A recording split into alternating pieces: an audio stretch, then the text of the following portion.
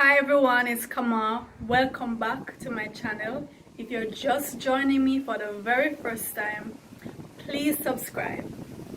Today I want to share with you something that happened to me when I was a child.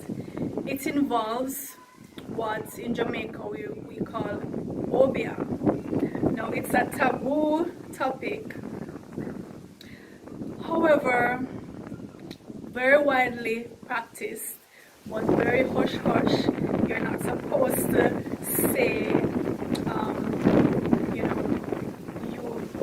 some persons believe in it, some don't. It could be just that these persons have access to esoteric knowledge and able to manipulate it and, use it to manipulate others.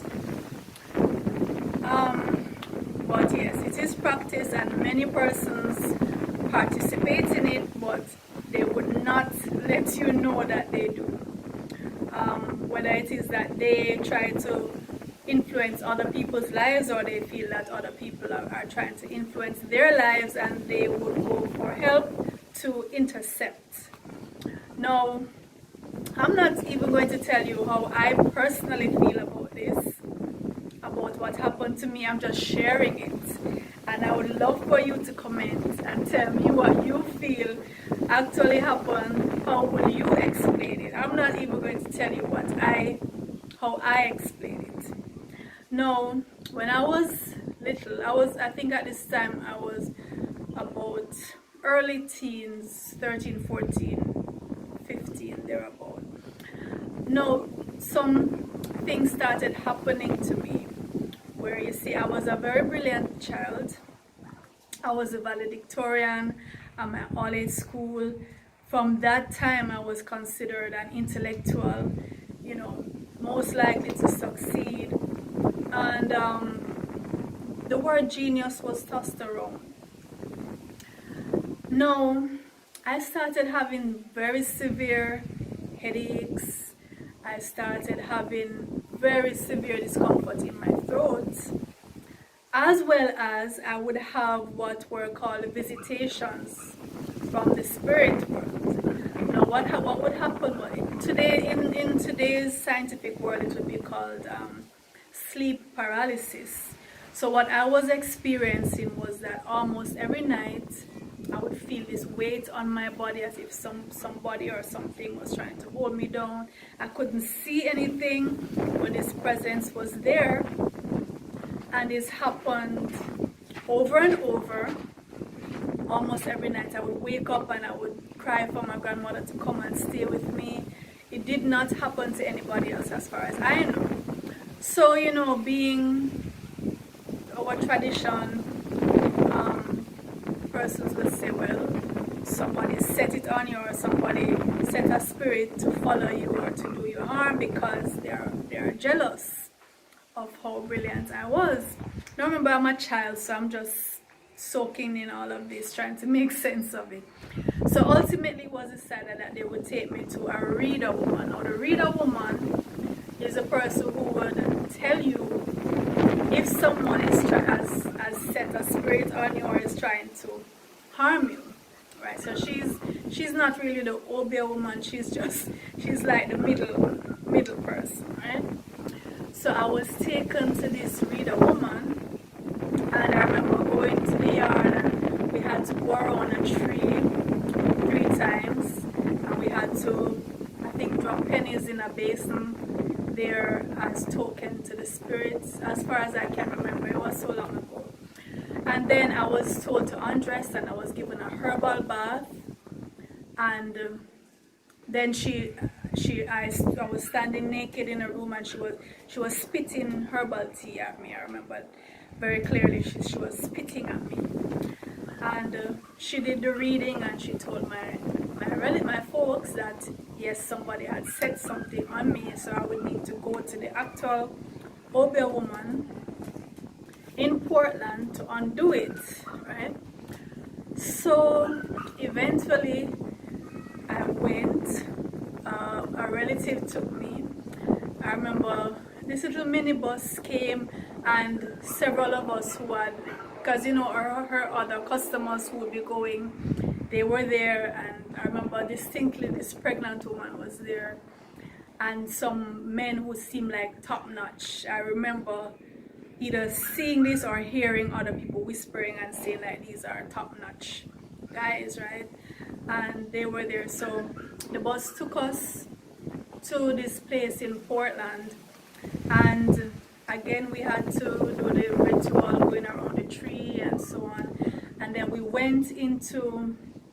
were taken into this building where the men were separated from the males from the females. So I remember the pregnant woman being with me. She just stands out in my mind, maybe because she was so heavily pregnant. So, and then they took 3 females at a time into another room. So she was with me and somebody else came in. And they put me to sit down. And the pregnant woman also, and I remember they were massaging her belly and pulled something from her side, like, so when I looked I saw this bundle of hair, and I remember them saying, look what they're trying to do to your baby, look what they're trying to stifle your baby with all of this hair. And they were pulling bundles of hair from her abdomen, and she was crying and I said, my God, look what they were trying to suffocate my baby with this hair. So I was there, I just didn't know what was happening. I was just taking in everything. So some women were around me and they started massaging my head, kneading into my head like really hard, almost painfully kneading into my head, massaging my neck and really kneading my neck. So, because remember I was having severe headaches and throat discomfort, right? So while they were doing it, they were talking, like they were saying, look how they're trying to hinder the lady's daughter, and she's so bright, and look how they're trying to harm her.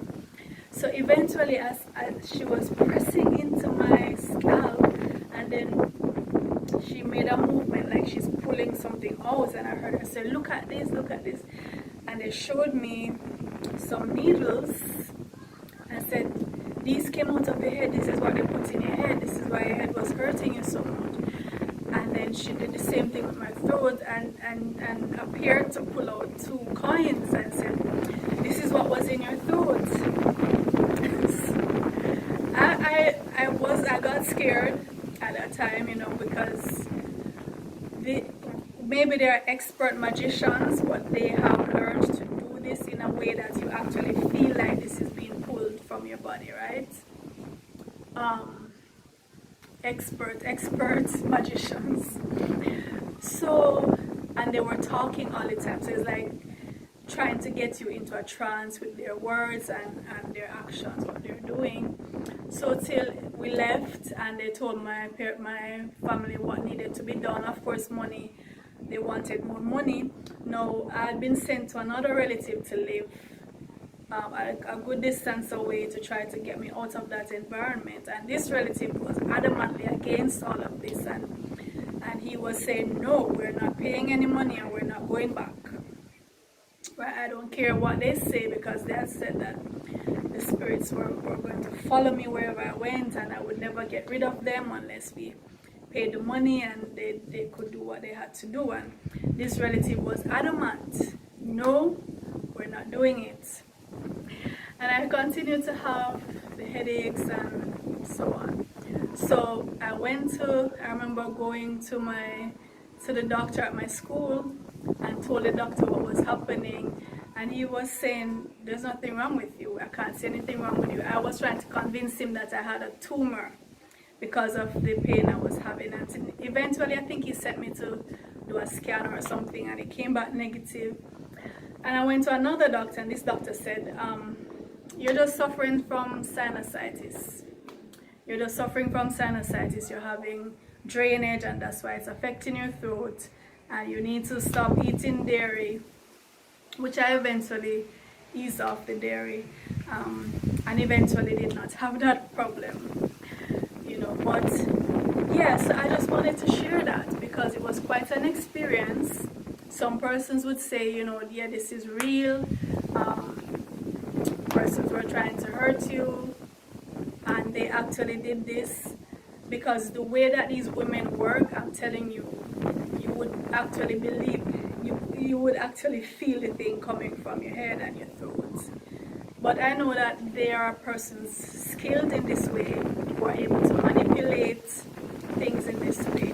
Let me know what you would think of this experience, and please like and share and subscribe. Write in the comments how you feel about this experience that I had nearly 30 years ago.